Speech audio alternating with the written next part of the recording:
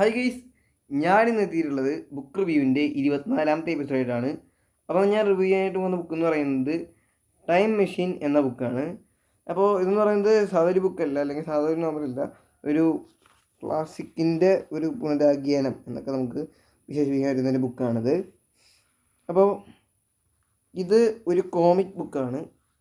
പൈക്കോ ബുക്സാണ് ഇത് പബ്ലിഷ് ചെയ്തിട്ടുള്ളത്. Distributed by പയ്യൻകോ. കൊച്ചിയിലാണ് ഒരു സ്ഥലം എന്നൊക്കെ പറയുന്നത് ഇവിടെ കൊടുത്തിരിക്കുന്നത്. പിന്നെ ഡീറ്റെയിൽസ് എന്ന് പറഞ്ഞാൽ printed at Paico printing press, Kochi. Editorial consultant R Gopalakrishnan. അതുപോലെ illustrated by Alex Nino. Adapted by എന്നൊക്കെയാണ് കൊടുത്തിട്ടുള്ളത്. ഫോട്ടോ ബൈൻഡർ ആണ് ചിത്രകഥാ രൂപാന്തരം മലയാളത്തിൽ കൊടുത്തിട്ടുണ്ട്. അപ്പോൾ ഇതാണ് ഈ ബുക്കിനെ പറ്റിയിട്ടുള്ള കുറച്ച് ഡീറ്റെയിൽസ് ഒക്കെ ആയിട്ട് ഇവിടെ കൊടുത്തിട്ടുള്ളത്. പിന്നെ ഈ ബൈക്കോ ക്ലാസിക്സിനെ പറ്റിയിട്ട് ഈ ഒരു പേജിലൊക്കെ കൊടുത്തിട്ടുണ്ട്. ഈ ബുക്ക് വാങ്ങിക്കുമ്പോൾ നിങ്ങൾക്ക് അറിയുന്നതായിരിക്കും ഇത്. അപ്പോൾ ഈ ഒരു കഥ അല്ലെങ്കിൽ ഈ ഒരു കോമിക് ബുക്ക് എന്ന് പറയുന്നത് നമുക്ക് പേര് സൂചിപ്പിക്കുന്ന പോലെ തന്നെ ടൈം മെഷീനുമായി ബന്ധപ്പെട്ടൊരു കഥയാണ്. അതായത് നമ്മൾ കുറേയധികം ടൈം ട്രാവൽ സിനിമകളൊക്കെ കണ്ടിട്ടുള്ള തരത്തിലുള്ളൊരു കഥ തന്നെയാണ്. അതായത് ഒരു സയൻറ്റിസ്റ്റ് ഒരു ടൈം മെഷീൻ കണ്ടുപിടിക്കുകയും പിന്നെ ഭാവിയിലേക്ക് പോവുകയൊക്കെ ആയിട്ടൊരു കഥയാണിത്. അതായത് ഇതിൽ പറയുന്നതെന്ന് പറഞ്ഞാൽ ഇതിൽ 19ാം നൂറ്റാണ്ടിലുള്ള ഒരു സയൻറ്റിസ്റ്റ് ഭാവിയിലേക്ക്, അതായത് 8,27,2 ആ ഒരു കാലഘട്ടത്തേക്കൊക്കെയാണ് പോകുന്നതെന്ന് പറയുന്നത് ഇതിൽ. അപ്പോൾ അങ്ങനെ അത്രയ്ക്ക് ഭാവിയിലേക്കൊക്കെ പോയി, പിന്നെയും കുറേയധികം ഭാവിയിലേക്കൊക്കെ പോയി ഉള്ളൊരു കഥയാണ് ഈ ഒരു ടൈം മെഷീൻ്റെ കഥ എന്ന് പറയുന്നത്. വളരെയധികം രസകരമായിട്ട് തന്നെ ഈ ഒരു പുസ്തകം ഇവർക്ക് അവതരിപ്പിക്കാൻ വേണ്ടി സാഹചര്യമുണ്ട്. പിന്നെ കോമിക് ബുക്കാണ്, അതുകൊണ്ട് തന്നെ വളരെയധികം വ്യത്യസ്തമായ രീതിയിലായിട്ട് തന്നെ പിക്ചേഴ്സും പെയിൻറ്റിങ്സും ഒക്കെ അടിപൊളിയായിട്ട് തന്നെ ചെയ്തിട്ടുണ്ട്. മാത്രമല്ല ഇതിൽ 2ാമത്തെ പേജിലൊക്കെ ആയിട്ട് കഥാപാത്രങ്ങളെ പറ്റിയിട്ട് പറയുന്നുണ്ട്. അതായത് ഇവിടുത്തെ ഇദ്ദേഹമാണ് ഇതിലെ കേന്ദ്ര കഥാപാത്രം എന്ന് പറയുന്നത്.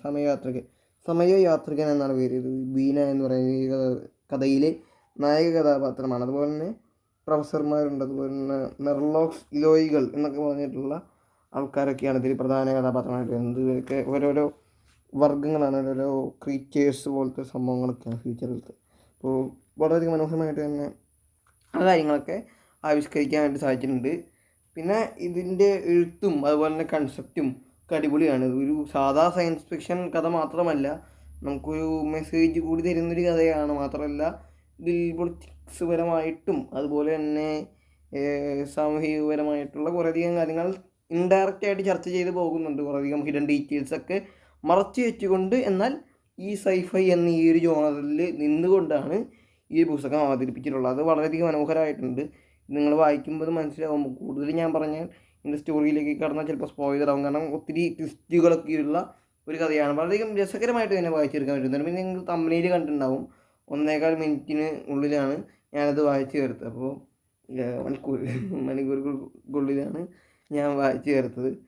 അപ്പോൾ അവിടെ നിങ്ങൾക്ക് പെട്ടെന്ന് തന്നെ വായിച്ചു തീർക്കാൻ പറ്റുന്ന ഒരു ബിഗിനറൊക്കെ ആണെങ്കിൽ പെട്ടെന്ന് തന്നെ വായിച്ചു തീർക്കാൻ പറ്റുന്ന ഒരു പുസ്തകം കൂടിയാണെന്ന് പറയുന്നത്. ഇതിൽ 62 പേജുകളേ ഉള്ളൂ. അതുകൊണ്ട് ഞാൻ ഒറ്റരിപ്പിലാണ് ഇരുന്ന് വായിച്ചത്. അപ്പോൾ നിങ്ങൾക്ക് ഒറ്റരിപ്പിലിരുന്ന് വായിക്കാൻ സാധിക്കും. പിന്നെ കോമിക് ബുക്കൊക്കെ ഇഷ്ടപ്പെടുന്ന ഒരാളാണെങ്കിൽ കോമിക് ബുക്ക് മിക്കവർക്കും ഇഷ്ടമായിരിക്കും. പ്രത്യേകിച്ച് ഈ ടൈം ട്രാവൽ കഥകളോട് നമുക്ക്, അല്ലെങ്കിൽ എല്ലാവർക്കും ഒരു ചായവുണ്ട്, അല്ലെങ്കിൽ എല്ലാവർക്കും ഇഷ്ടമാണ് ഈ ഒരു ടൈം ട്രാവൽ കഥകൾ എന്ന് പറയുന്നത്.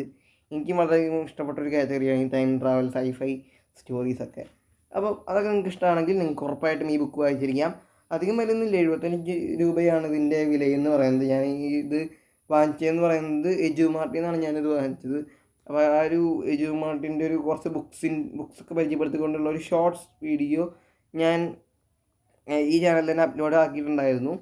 അപ്പോൾ അത് നിങ്ങൾക്ക് കാണാവുന്നതാണ്. അതിൻ്റെ ലിങ്ക് ഞാൻ ഡിസ്ക്രിപ്ഷനിൽ കൊടുക്കാം കേട്ടോ.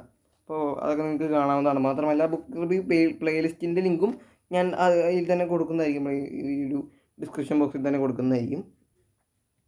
അപ്പോൾ ഈ പുസ്തകം നിങ്ങൾക്ക് ഉറപ്പായിട്ടും വായിച്ചിരിക്കാവുന്നതാണ്. സൈഫൈ കഥകളൊക്കെ ഇഷ്ടപ്പെടുന്നവരാണെങ്കിൽ ഉറപ്പായിട്ടും വായിച്ചിരിക്കേണ്ട ഒരു മസ്റ്റ് റീഡ് പുസ്തകം തന്നെയാണിതെന്ന് പറയുന്നത്. ഈ പുസ്തകത്തിന് ഞാൻ കൊടുക്കുന്ന റേറ്റിംഗ് എന്ന് പറയുന്നത് 8.5 ഔട്ട് ഓഫ് 10 ആണ്.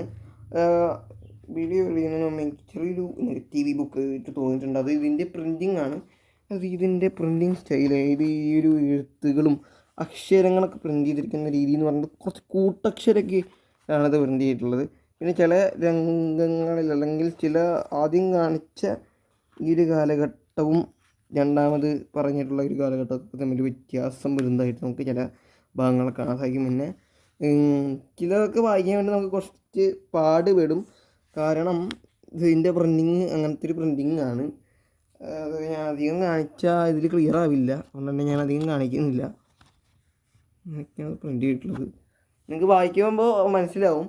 അപ്പോൾ ഇത് ഇത്രയ്ക്ക് നേരം അത് പ്രിൻറ്റിങ് എടുത്തില്ലെങ്കിൽ കുറച്ചുകൂടി ഈസി ആയിട്ട് വായിച്ച് കേൾക്കാൻ. അതായത് ലാംഗ്വേജൊക്കെ സിമ്പിളാണ് എങ്കിൽ പോലും ആ പ്രിൻറ്റിങ് കുറച്ചൊന്ന് കൂട്ടക്ഷരമൊക്കെ ചേർത്തിട്ടുള്ള ആയതുകൊണ്ട് ചില അക്ഷരങ്ങളൊന്നും നമുക്ക് തിരിയാത്ത പോലെ തോന്നും. കാരണം ഒരു ബിഗിനേഴ്സിനൊക്കെ ആണെങ്കിൽ ചിലതൊക്കെയാണ് തിരിയുള്ളത്. കാരണം അത്രയ്ക്ക് കുറച്ച് കട്ടി കൂട്ടക്ഷരങ്ങളൊക്കെയായി കട്ടി കൂടിയ ഫോണ്ടിലും ഒക്കെയാണ് ഇത് ഉപയോഗിച്ചിട്ടുള്ളത്. അതുകൊണ്ട് തന്നെ നിങ്ങൾക്ക് കുറച്ചൊന്ന് ബുക്സൊക്കെ വായിച്ച് പരിചയമായി, ഒരു മലയാളം ലാംഗ്വേജ് കുറച്ചൊന്ന് പരിചയമായിട്ട് നിങ്ങൾ ഈ ഒരു ബുക്ക് വായിച്ചാൽ മതി എന്നാണ് എൻ്റെ ഒരു അഭിപ്രായത്തിലുള്ളത്. അപ്പോൾ നിങ്ങൾക്കിത് ബുക്ക് ഷോപ്പുകളിൽ നിന്നും അതുപോലെ തന്നെ ലൈബ്രറിയിൽ നിന്നും നിങ്ങൾക്ക് കിട്ടുന്നതായിരിക്കും. നിങ്ങൾ ഉറപ്പായിട്ടും വായിച്ചിരിക്കുക. മസ്റ്റ് റീഡാണ്. വെറുതെ തന്നെ ബാക്കി കോമിക്സുകളൊക്കെ ഉണ്ട് അവിടെ ഞാൻ പോയപ്പോൾ കണ്ടിരുന്നു. പിന്നെ അവിടെ ഈ കോമിക്സിനെ പറ്റിയിട്ടുള്ള ഡീറ്റെയിൽസൊക്കെ കൊടുത്തിട്ടുണ്ട് ഈ ബാക്കിൽ. അപ്പോൾ ഇതൊക്കെയാണ് എനിക്ക് ഈ ബുക്കിനെ പറ്റിയിട്ട് പറയാനുള്ളത്. ഇതാണ് ഈ ഇന്നത്തെ വീഡിയോ. ഇഷ്ടപ്പെട്ടെങ്കിൽ ലൈക്ക് ചെയ്യുക, ഷെയർ ചെയ്യുക, സബ്സ്ക്രൈബ് ചെയ്യുക. അടുത്തൊരു അടിപൊളി വീഡിയോ കാണാം. അതുവരെയും ബൈ ബൈ.